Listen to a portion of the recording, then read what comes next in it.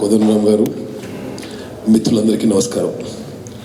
సరే, ఈరోజు తెలంగాణ రాష్ట్రానికి చెందిన 2 లేదా 3 కీలకమైన బిల్లుల గురించి ఈ సదస్సు పిలవడం, ఈ మీటింగ్ పిలవడం, ఈ రౌండ్ టేబుల్ పిలవడం మేమెంతో సంతోషిస్తున్నాం. మమ్మల్ని ఆహ్వానించినందుకు ధన్యవాదాలు. మీకు నేను ఈ ప్రభుత్వం ఏ విధంగా పనిచేస్తుందో 2-3 ఇండికేటర్స్ ఇస్తాను. క్యాబినెట్లో ల్యాండ్ అక్విజిషన్ బిల్ ఒకటి ఇంట్రడ్యూస్ అవుతుంది. అసలు ఆ బిల్లు డ్రాఫ్ట్ ఏంటిది, ఫార్మాట్ ఏంటిది ఆ మంత్రులకు కూడా తెలియదు. బిల్లు ఇంట్రడ్యూస్ అవుతుంది, కొత్త ల్యాండ్ అక్విజిషన్ బిల్లు అసెంబ్లీలో వస్తుందని చెప్తారు, కాగితాలు వాపసు తీసుకుపోతారు, ఏం మంత్రికి ఏం తెలియదు ఈరోజు. అంటే సాధారణంగా క్యాబినెట్లో ఒక ల్యాండ్ అక్విజిషన్ బిల్లు మళ్ళీ అసెంబ్లీ వస్తుందని చెప్తే automatically it's a public document. కానీ ఈరోజు మీ ఎవరికైనా తెలుసు అసలు కొత్తగా ల్యాండ్ అక్విజిషన్ బిల్ ఏముందో? అంటే ఇంత రహస్యం దేనికి? అంటే ఏముందని, అంటే ప్రజలు ఎందుకు ఆమోదించారని చెప్పి ఇటువంటి ల్యాండ్ అక్విజిషన్ బిల్లు కొత్తగా పెట్టే విషయంలో కూడా ఈ ప్రభుత్వం ఎందుకు ఇంత రహస్యం మెయింటైన్ చేస్తుంటే మరి వాళ్ళ యాటిట్యూడ్ మనం అర్థం చేసుకోవచ్చు. రెండో ఇంట్రెస్టింగ్ పాయింట్ చెప్పాలి మీకు. ఉమ్మడి ఆంధ్రప్రదేశ్లో అరే శాసనసభలో మనం దొక్కుతున్నారు, మన గొంతుని పడతలేదు, మన చేస్తే వాళ్ళం. ఆంధ్రప్రదేశ్ లాస్ట్ అసెంబ్లీ సెషన్ 52 రోజులు నడిచింది అసెంబ్లీ సెషన్. ఈ సంవత్సరం 2016 ఈరోజు డిసెంబర్ 19 ఈ రోజుతో కలుపుకొని ఈ శాసనసభ 16 రోజులు నడిచింది. అంటే look at the difference. Combined Andhra Pradesh assembly ran 52 days అంటే మేము అది 52 డేస్ ఎట్లా పార్లమెంట్ లాగా 100 రోజులు నడపాలనేది. అది ఇప్పుడు తీసుకొచ్చి ఈరోజు 16 రోజులు. సరే, ఎన్ని రోజులు నడుపుతారో వాళ్ళ ఇష్టం. అంటే నడుపుతూ ఉంటారు, సడన్గా అడ్జర్న్మెంట్ అంటారు. సరే, ఈ విషయాలు మీకు కూడా తెలియదని చెప్పి మనవి చేస్తూ, అదేవిధంగా సరే ఈ ల్యాండ్ అక్విజిషన్ విషయంలో నిజంగా ఈరోజు ఈ ముఖ్యమంత్రి గారికి, ఈ ప్రభుత్వం నడిపే వాళ్ళకి సామాన్య ప్రజల ప్రాథమిక హక్కులు అంటే లెక్కలేదని చెప్పి నేను మనం చేస్తున్నాను. ఫండమెంటల్ రైట్స్ వయోలేట్ చేస్తూ ఇదేదో వాళ్ళ సొంత ఆస్తి మేము ఇష్టపడి చేసుకున్నట్టే అనే ధోరణిలో ఉన్నారు ఇప్పుడు వాళ్ళు. మేము కూడా సరే మా పార్టీ కార్యక్రమంగా మల్లన్న సాగర్ ముంపు గ్రామాలకు కానీ, ఇక్కడ సిటీ బయట ముచ్చెర్ల ఫార్మసీ పార్క్ కానీ, ఆడ దామరచెర్ల దగ్గర ఒక ఎలక్ట్రిసిటీ ప్రాజెక్ట్ కానీ ఈ ల్యాండ్ అక్విజిషన్లో కొంత ఇన్వాల్వ్ అయినాం. అసలు ఈ ప్రభుత్వం చేసే కొన్ని పనితీరు కానీ కొన్ని విషయాలు నాకే ఆశ్చర్యం వేస్తుంది. నేను 94లో ఫస్ట్ ఎమ్మెల్యే పోటీ చేసినాను. అసలు ఒక ప్రజాస్వామ్య దేశంలో ఇట్లా జరగవచ్చా అని ఆశ్చర్యకరమైన విషయంలో కొన్ని జరుగుతున్నాయి. ఒక విలేజ్కి మేము పోతే వేములఘాటూరు 100 రోజులకి పైన వరుసగా సెక్షన్ 144 పెట్టి బెదిరించి ల్యాండ్ అక్విజిషన్ చేస్తున్నారు. చాలా ఊర్లలో కలెక్టర్లు, ఎస్పీలు, ఆర్డీఓలు, డిఎస్పీలు, ఎస్ఐలు, తహసీల్దార్లు గవర్నమెంట్కి బ్రోకర్లా వ్యవహరిస్తూ పిలిచి బుజ్జగించడం, బతిమాడడం, లేకపోతే బెదిరియడం. ఫోర్సిబుల్ ల్యాండ్ అక్విజిషన్ అంటే ఈరోజు తెలంగాణలో జరుగుతున్న విషయం, ఇది వాస్తవం. అదేవిధంగా సరే మీరు ఏ ఊరికి పోండి, అసలు పోలీసుల ప్రమేయం అసలు ల్యాండ్ అక్విజిషన్లో మరి మనం ఎంతో వ్యతిరేకించిన ఉమ్మడి ఆంధ్రప్రదేశ్లో కూడా చూడలేదే. ప్రత్యేక తెలంగాణ రాష్ట్రం కూడా మనం పోరాట తెచ్చుకున్నాము. ఉమ్మడి ఆంధ్రప్రదేశ్లో కూడా forcible land acquisition using police was never done as the minister in the government. But ఇప్పుడు ఇది యథేచ్ఛగా జరుగుతుంది. ఆ మెదక్ జిల్లాలో అయితే ఈ మల్లన్న సాగర్ కింద అయితే ఎవ్రీ సింగిల్ విలేజ్ మేము పోయిన దాంట్లో విలేజర్స్ హరాస్మెంటు, పోలీస్ ఫోర్సు, బెదిరింపులు, కేసెస్ రకరకాలుగా జరిగినాయి. ఇక్కడ ఈ ముచ్చెర్ల ఫార్మసీ పార్క్లో గవర్నమెంట్ చాలా ల్యాండ్ అక్కడ ఎస్సీలకి ఎస్టీలకి అసైన్ చేసింది కొన్ని దశాబ్దాల క్రితం. ఇప్పుడు ఈ ఫార్మసిటికల్ ఇండస్ట్రియల్ హౌజెస్ వాళ్ళకి ఇవ్వడానికి ఆ ఎస్సీలకు ఎస్టీలకు ఏమంటారు అంటే మీకు అసైన్ చేసినాం, మీకు లీగల్ రైట్ లేదు, ఇప్పుడు గవర్నమెంట్కి అవసరం, మాకు వాపస్ ఇచ్చేసేయండి, అవసరం ఉంటే నామినల్ కాస్ట్ ఇప్పిస్తామని. అయితే నేనే ఆ జాయింట్ కలెక్టర్తో మాట్లాడినా, ఒక సమ్ యంగ్ ఐఏఎస్ ఆఫీసర్. అసలు ఏంటిది ఇది, మీకంటే ఎవరైనా ఐఏఎస్ ఆఫీసర్, ఈ దేశంలో చట్టం మీకు వర్తిస్తుందా లేదా అంటే వాట్ ఈస్ దిస్, అంటే అబ్సల్యూట్ నాన్ సెన్స్. అసలు నువ్వు ఊర్లకు పోయి నువ్వు ఫోర్సిబుల్లీ ల్యాండ్ ఇచ్చేయమని చెప్పడానికి, బట్ అది అసలు వాళ్ళు మేము నిజం చెప్పాలంటే మేము సీరియస్గా మాట్లాడే వరకు అది ఆగలే. సరే, ఇంకా మెల్లగా అక్కడిక్కడ జరుగుతూనే ఉంది. ఇంకో ప్రమాదకరమైన విషయం, న్యాయస్థానాలని మరి చాలామంది సీనియర్ న్యాయవాదులు ఉన్నారు, న్యాయస్థానాలని వీళ్ళు తప్పు పట్టిస్తున్నారు, లేకపోతే న్యాయస్థానాలు కూడా కొన్ని విషయాల్లో మేము చూసి చూడనట్టు ఉందాం అనుకుంటున్నారు. కానీ through Rachana and through so many years Arjun ఎన్నో కేసులు హైకోర్టులో సింపుల్ ఆర్గ్యుమెంట్ కాంగ్రెస్ పడింది, 2013 భూసేకరణ చట్టం అమలు చేయండి అంటే. నేను ఒక సామాన్య పౌరునిగా, I don't know law, I don't know why the courts are also taking so many interpretations. ఇంత దానికి అంటే ఒక చట్టం అమలు చేయమని చెప్పి మేము ఒక పౌరునికి పోయి కోర్టులో అడిగితే అది రకరకాలుగా చేస్తుంది. అచ్చా, కోర్టులో అతను రిజర్వ్ ఫర్ జడ్జిమెంట్ అని పెట్టేస్తాడు, ఆ వారం 10 రోజుల్లో వీళ్ళు ఫోర్స్ఫుల్గా ల్యాండ్ అక్వైర్ చేస్తూనే ఉన్నారు. అంటే న్యాయస్థానానికి తెలిసి జరుగుతుందా తెలియక జరుగుతుందో తెలియదు, కానీ కొన్ని విషయాల్లో నేరుగా రాష్ట్రానికి తెంచిన ఈ లా ఆఫీసర్సు కోర్టుకి ఏదో చెప్పడం, కాలం దాటేయడం, కోర్టు సరే అది చూసి చూడనట్టు అట్నే ఉంటారు. ఈవెన్ టుడే ఇక్కడున్న న్యాయవాదులకు తెలుసు, కోర్టు ఇచ్చిన స్టేలు, కోర్టు ఇచ్చినది they are not being honoured at field level, they are not being honoured. సరే వాళ్ళు చేస్తారే, నువ్వు సంతకం పెడతావా లేదా? అసలు మీరు ఎవరైనా ఎప్పుడు వినకపోయి ఉండొచ్చు, రిజిస్ట్రేషన్ చేయడానికి గ్రామ పంచాయతీ కార్యాలయాల్లో రిజిస్ట్రేషన్ ఆఫీస్ కూర్చున్నారు. వాళ్ళు ఊరి బయటికి పోవడానికి గ్రామస్తులకు వీల్లేదు, ఊర్లో బెదిరింపులు, బ్రోకర్లు పనిచేయడం, రిజిస్ట్రేషన్ గ్రామాల్లో నిర్బంధంగా రిజిస్ట్రేషన్ చేస్తున్నారు. అంటే ఇది ప్రాథమిక హక్కుల ఉల్లంఘన కాదా అని అంటే మాకు చాలాసార్లు అనిపించింది. సరే, మా పార్టీ పరంగా ఏ విధంగా మేము వ్యతిరేకిస్తే ఏంటంటే దానికి పొలిటికల్ యాంగిల్ ఇస్తాం, మీరు ప్రాజెక్టులకు వ్యతిరేకం అని. వాస్తవంగా సరే, మేము నమ్మే విషయం, వీళ్ళు కట్టే కొన్ని ప్రాజెక్టులు కూడా ఈ రాష్ట్రానికి పర్మనెంట్గా గుదిబండి అయిపోతే అసలు అన్వయబుల్. అది జరుగుతూనే ఆ ప్రాజెక్టుల కోసం అయితే ల్యాండ్ అక్విజిషన్ అవుతుందో, ఇది ఫోర్సిబుల్ ల్యాండ్ అక్విజిషన్.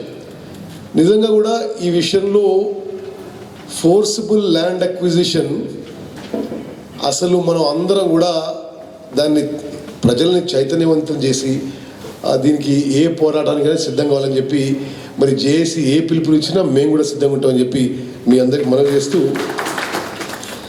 రెండో విషయం ఇది అబౌట్ ఈ ప్రైవేట్ యూనివర్సిటీస్ బిల్లు కూడా. సరే, ఈ ప్రైవేట్ యూనివర్సిటీస్ బిల్లు కూడా బహుశా they want to corporatise education. మరి బయట మాట్లాడేదో తిరుగుంటుంది, లోపల వ్యవహారం నడుస్తుంది, కింద మతలబు ఉంటుంది. ఇది ఇప్పుడు కోనరామ్ గారు చెప్పినట్టుగా ఈ రోజుకి intermediate, degree, PG, engineering, pharmacy, professional college అన్నీ కలిపి ప్రభుత్వం ఇవ్వాల్సిన ఫీజు రియంబర్స్మెంటు ఈజ్ 3,000 కోట్లకు పైచిలుకు. 3,200 కాలేజీలు ఈ రాష్ట్రంలో ఇంటర్, డిగ్రీ, పీజీ, ఈ ప్రొఫెషనల్ కాలేజెస్ మూసేసే పరిస్థితి వచ్చినాయి. 2.5 లక్షల మంది లెక్చరర్లకి 6 నెలల నుంచి జీతాలు లేవు. ఇదేమో ఇప్పుడున్న విద్యా వ్యవస్థ ఫీజు రియంబర్స్మెంట్. వాళ్ళేమో కొత్తగా ప్రైవేట్ యూనివర్సిటీ అంటున్నారు. సరే, దీనికి వాళ్ళు చెప్పే లాజిక్ ఏముంటుందంటే ఏదో మేము క్వాలిటీ ఎడ్యుకేషన్ కొంచెం చేస్తున్నాం, మీకు డౌట్ అవసరం లేదు. ప్రైవేట్ యూనివర్సిటీస్ బిల్లు తీసుకొచ్చి ఆ ప్రైవేట్ యూనివర్సిటీస్ ఫీజు రియంబర్స్మెంట్ వర్తింప చేయరు. ఇప్పుడు ఉన్నదానికే చేస్తలేదు. ఎక్కడైతే కమిట్మెంట్ ఉండి where they have to honour the commitments, they are not honouring. So there is no question of them even agreeing even coming up with this fees reimbursement in the private universities bill. So like you rightly pointed out, there will be no provision for reservation, there will be no provision for fees reimbursement. It will be an education for the elite. The logic they probably use is, ఎవడన్నా private university పెట్టి వాడు పెట్టుబడి పెట్టి higher education ఇస్తారంటే ఎందుకు మీరు వద్దంటున్నారు అనే వాళ్ళ లాజిక్ కూడా నేను మీకు తెలియజేస్తున్నాను. ఎందుకంటే శాసనసభలో ఈ ముఖ్యమంత్రి గారు ఈ రైట్ టు ఎడ్యుకేషన్ విషయంలో ఒక మాట అన్నాడు. రైట్ టు ఎడ్యుకేషన్లో ఏముంది, ఈ ప్రైవేట్ ఇన్స్టిట్యూషన్స్లో స్కూల్స్లో బేసికలీ పేద విద్యార్థులకు, బేసికలీ ఎస్సీ ఎస్టీస్కి గవర్నమెంట్ ఫీజు కట్టి 25% వరకు ఫ్రీగా గవర్నమెంట్ కట్టాలని. దీనికి ఈ ముఖ్యమంత్రి గారు వ్యతిరేకించింది with some distorted logic used. కానీ సరే, అట్లా ఈ ప్రైవేట్ యూనివర్సిటీ కూడా ఒక డిస్టార్టెడ్ లాజిక్ వాడతారు. అండ్ డెఫినెట్లీ తప్పనిసరిగా అపోజ్ చేస్తాం మేము. లాస్ట్గా ఈ డిస్ట్రిక్ట్స్ డివిజన్, అసలు అది అంటే మేము కూడా ఎవరు ఊహించలేదు. అంటే డిస్ట్రిక్ట్స్ డివిజన్ అంటే 10 జిల్లాలు 17 జిల్లా అయితే అనుకున్నాం. అంటే పార్లమెంటరీ కాన్స్టిట్యున్సీ ఉండ కావచ్చు, సరే ఒకటి ఉన్న అటు ఇటు అని. కానీ 17 అన్నారు, 20 అన్నారు, 25 అన్నారు, 27 అన్నారు. 27 అన్న తర్వాత సరే మరి వాళ్ళ కుటుంబంలో ఒకరికి ఒక జిల్లా వస్తలేదు, అది యాడ్ చేయడానికి ఇంకొన్ని 2 యాడ్ చేసిండ్రు. సో యాక్చువల్లీ ఇప్పుడున్న 31 డిస్ట్రిక్ట్స్లో ఒక జిల్లాకేమో ఒకటే constituency Wanaparthy, 1.5 constituencies Sircilla, 2 constituencies Gadwal, yes, and Hyderabad 15 constituencies. జనాభా చూస్తే ఒక జిల్లాకేమో 4 లక్షలు ఉంది. మీరు ఆ చిన్న జిల్లాలన్నీ వనపర్తి కానీ, సిరిసిల్ల కానీ, భూపాలపల్లి కానీ, గద్వాల్ కానీ, హైదరాబాద్కి వస్తే 40 లక్షలు. మేము ఇదే విషయం అప్పుడు కూడా అడిగినాం. మీరు జిల్లాల డివిజన్ ఏదో ఒక గైడ్ లైన్స్ పెట్టండి, జనాభాను, జోగ్రఫికల్ డిస్టెన్సు, సంథింగ్. బట్ ఒకసారి ఆల్ పార్టీ మీటింగ్ పెట్టిండ్రు, పెట్టి ఒక డ్రాఫ్ట్ ఇచ్చిండ్రు. అదే ఉంది, అందరం డిస్కస్ చేద్దామని చెప్పాడు ముఖ్యమంత్రి. అంటే అట్లే ఉంది, మీరు ఎట్లా చెప్తే చేద్దాం, అందరం కూర్చొని మాట్లాడదాం అదే నాడు. మళ్ళా second time all party meeting కూడా లేదు, అయిపోయింది, మేము చేసేసినాం, మీరు ఏమైనా చేసుకున్నారు. అంటే that's exactly the attitude they have displayed. The districts division bill in respect of the 5 newer districts has come to assembly now.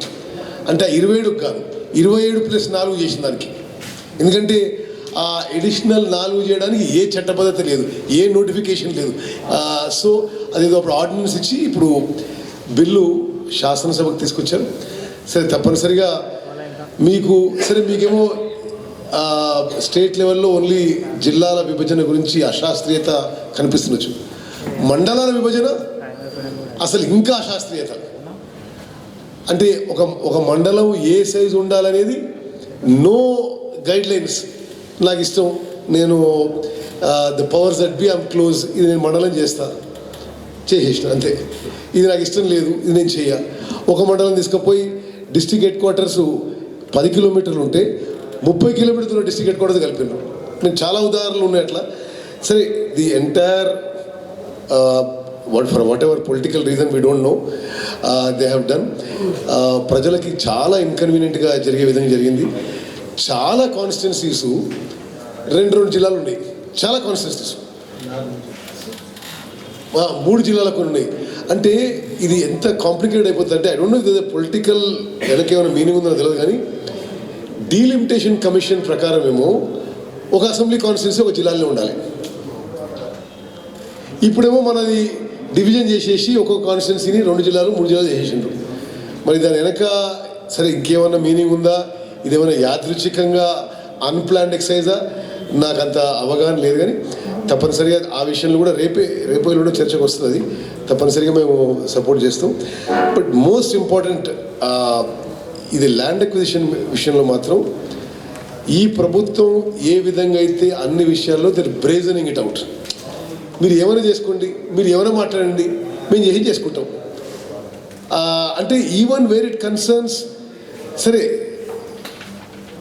Unheard of corruption ఇవన్నీ సరే ఇక మనం ఇది చూడదలుచుకోకుండా వేర్ ఒక కామన్ మ్యాన్ ఫండమెంటల్ రైట్స్ ప్రభుత్వం లాక్కుంటుంటే కూడా ఇక మనం నిశ్శబ్దంగా ఉంటే అసలు నిజంగా కొత్త రాష్ట్రం వచ్చిన దానికి కూడా అర్థం తగ్గిపోతుందని చెప్పి మనం చేస్తున్నాం.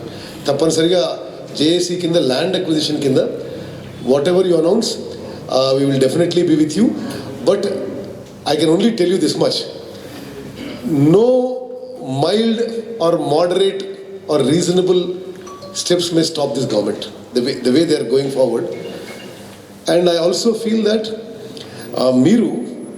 I feel you must tap the best available legal talent that you have, and just not in High Court, I think in Supreme Court also we need to this is my advice to you, that you need to challenge a lot of these illegal orders where nothing, I mean, no, your constitution which another, no constitution, no precedents, no convention, no assembly, no, freedom of media, nothing. We'll just do what we feel like. I'll just end with one small thing.